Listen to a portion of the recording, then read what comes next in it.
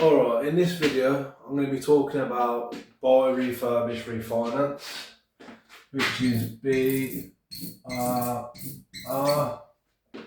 So BRR stands for buy, refurbish, refinance, and what it is, it's when you find a property with a good uplift potential, something you can take on, refurb, and push the value up, and then refinance with ultimately pulling all your money out.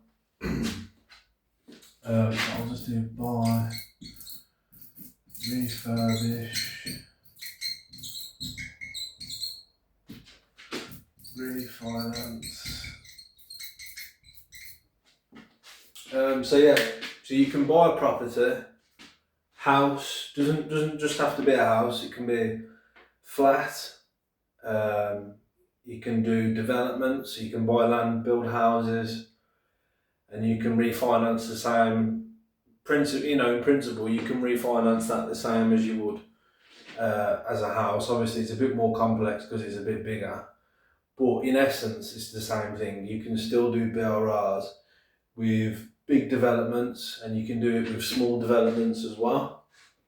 You can buy houses and split the title deeds, turn a house into 2 masonettes, or 3 masonettes or 3 flats. If you build an extension on the back of the house and create more space, more area, you can turn them into flats and split them as title deeds and gain the value from changing them into flats if the area is better for flats than it is for houses, and you're going to get more value by uplifting that way by changing to flats.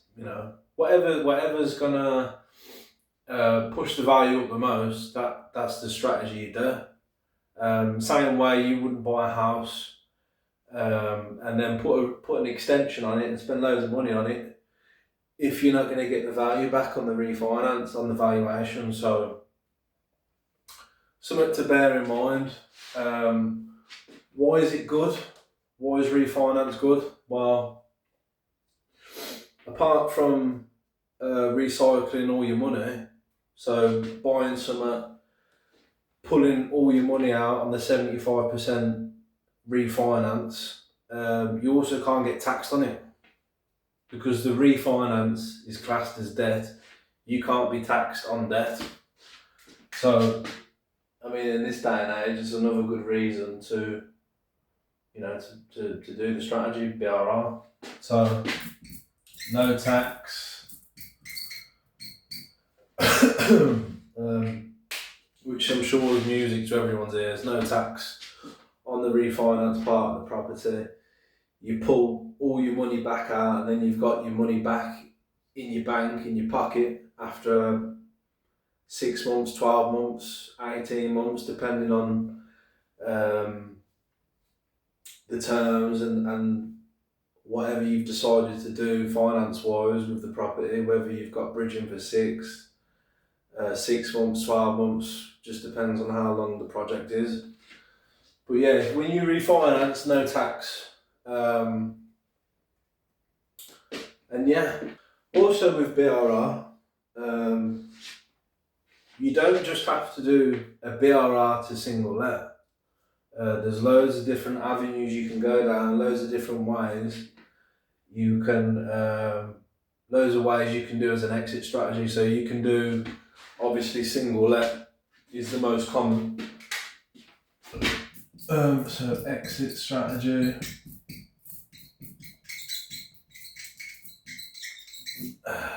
Exit strategy. Single let. Obviously, if you've not left any money in the deal, single let might be a good option for you. If it's less hassle than doing a different strategy, and you just want to pass it off to a letting agent, single let probably is a good way to go.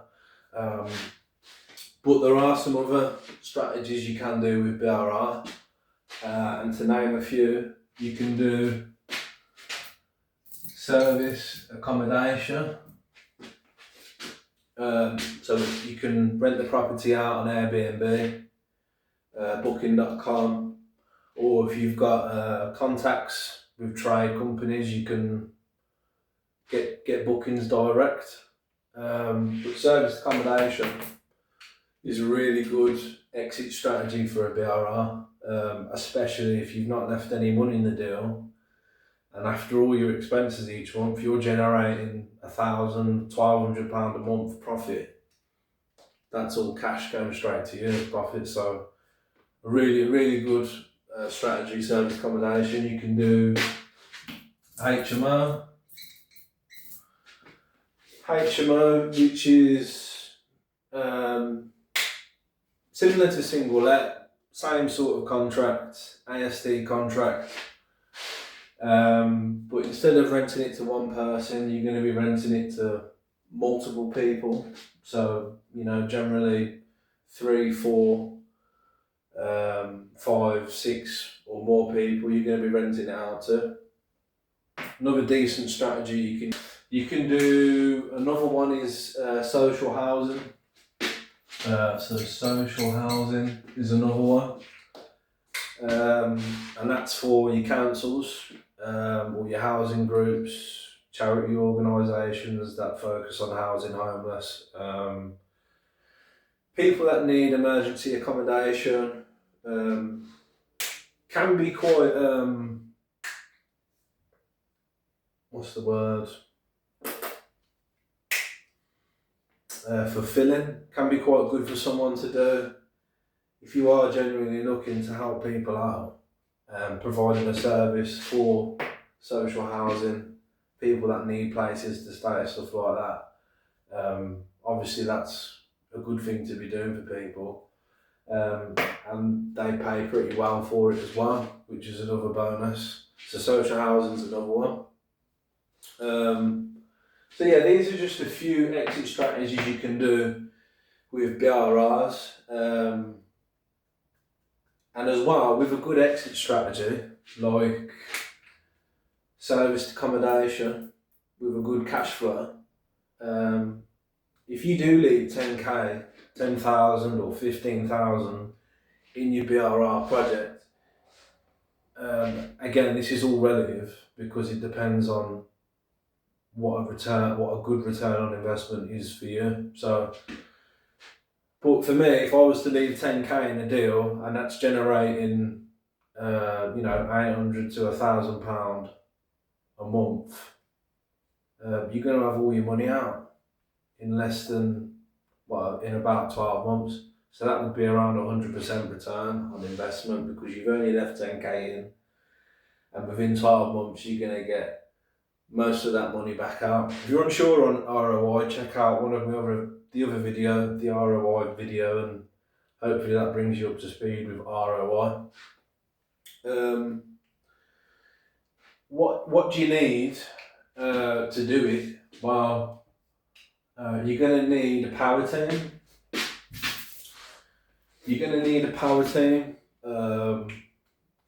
So you're going to need, let's put that there, power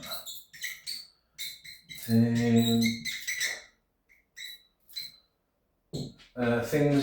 People on your power team are going to be people like builders,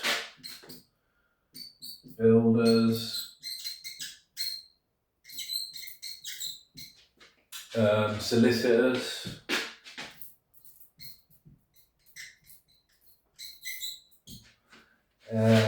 surveyors. Yeah, you're going to get a survey done. You should be getting a survey done on the property. Especially because if you're buying it with cash or bridging, you're not going to get a mortgage for a BRR. You need to get a survey done on it to find out if there's any major issues, stuff that might pop up in the refurbishment process that you're unaware of that can put another 20,000 onto your costs, onto your refurbishment costs. So survey is really important. If you're not going to manage the refurb yourself, you're going to need a project manager. So project manager.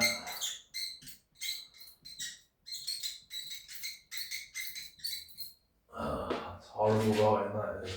But yeah, project manager that is. Yeah, these are these are really important. Builder, if you don't know how to price up a refurb and you've had no building experience, obviously that's a bit obvious. You're going to need a builder to go around and quote the refurb for you. Tell you if you're going to need a boiler, tell you if you're going to need electrics, tell you if you've got damp problems and you're going to need tanking or dry rodding, people drilling out the DPC and the brickwork and putting dry rods in it, expensive, windows, doors, the roof might be about to cave in, so you need a builder to go there and tell you, this and this and this is going to need doing. It's going to cost you X, Y, and Z. So builder, obviously important. Solicitor, just to help deal, obviously go through with all the paperwork and the checking the title deeds, the conveyancing process. You need a solicitor. And another one, you're going to need a mortgage broker. A mortgage broker.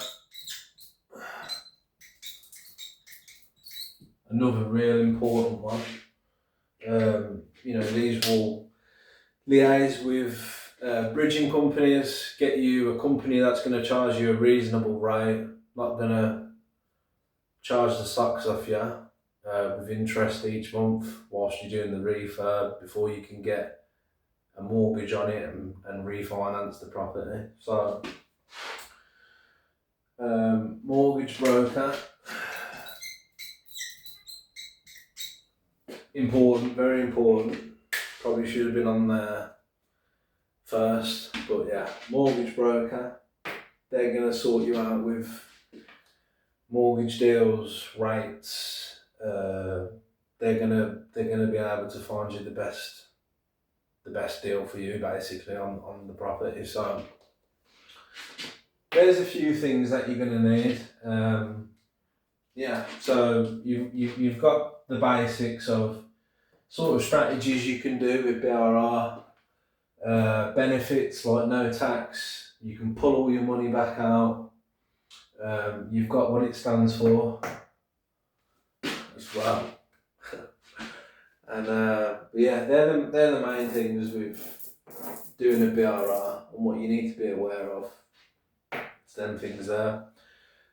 Things to consider when doing a BRR. Ideally, in a perfect world, you don't want to be more than an hour away. 1 hour away max. Ideally, I mean, there's room for, there's a wiggle room. If it's an hour and a half, or if you've got the time to drive 2 hours or 3 hours, then fair play to you. But I say an hour because you need to be able to go and check on the property, on the work.